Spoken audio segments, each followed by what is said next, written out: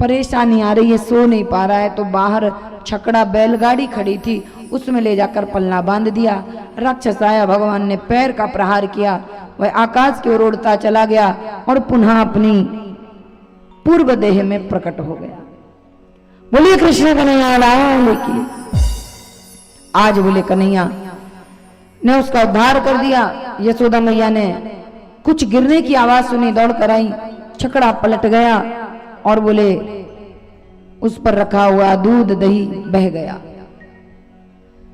दौड़कर आई, लल्ला को उठाया, गोद में लिया, मुख धुलाया, क्योंकि रो रो कर पूरा मुंह काला हो गया काजल से।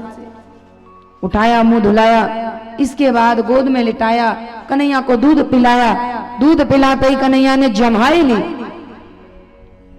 मानो कृष्ण को नींद आ गई। कन्हैया ने आज मुंह खोल करके दिखाया है।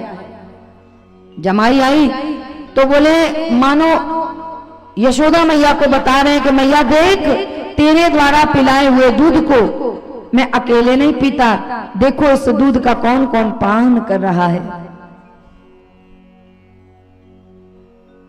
आज बोले कन्हैया ने मुंह खोला, करोड़ों ब्रह्मांड, पर्वत, नदियां, खाई, चट्टाने सब भगवान के मुख में यशोदा मैया ने देखी। भगवान की माया को देखा और माया भगवान ने खींच ली, समेट ली। यशोदा मैया भूल गई कि मैंने क्या देखा था। इसके बाद भगवान ने देखा एक राक्षस आया है, तिरणावर्त, और भगवान ने उसी समय अपना भार बढ़ाया। यशोदा मैया ने कहा थोड़ा सा दूध पिया और मेरे बालक का इतना वजन बढ़ गया। मैया ने लेकर गोदी में से उतार दिया। वह राक्षस तृणावर्त आया और बोले कन्हैया को उड़ाकर आकाश की ओर ले गया। तेज गति से वायु बहने लगी और बोले उस वायु के बीच बमंडर में भगवान को उड़ाकर आकाश की ओर ले गया। इतना अधिक वजन भगवान के देह का हो गया। वह राक्षस सोचने लगा कि इतना वजन मैं कोई बालक उठा कर लाया हूं या कोई ब्रज से चट्टान उठा लाया।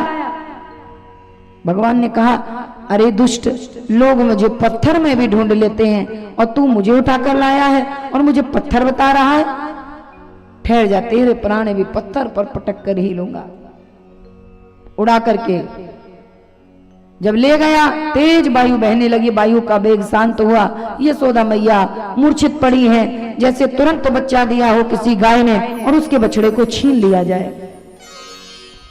तो बोले मैया यशोदा भूमि पर मूर्छित पड़ी है। जब कन्हैया ने मैया को मूर्छित देखा, उसी समय मुष्टिका का प्रहार किया। उस राक्षस की छाती पर एक हाथ से गला पकड़ के भगवान उसके प्राणों को निकाल रहे हैं और भूमि पर लाकर पटक दिया। उसका अंत हो गया।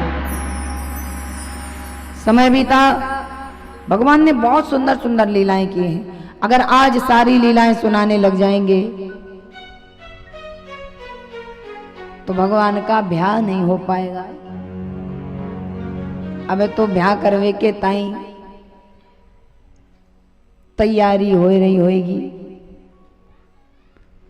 आज बोले भगवान अनेक अनेक राक्षसों को मारते हैं। जब देखा महावन में उत्पात होने लगे, बहुत राक्षस आने लगे, महावन को छोड़ दिया और बोले वृंदावन के लिए निकल गए। वृंदावन में जाकर भगवान ने गौओं को चराना प्रारंभ किया और जब गौओं को चराना प्रारंभ किया, उसी दिन को गोपाष्टमी के रूप में मनाया जाता है। गैया मैया की सेवा करने लगे पूरी श्रद्धा से। भगवान ने जब तक गाय माता का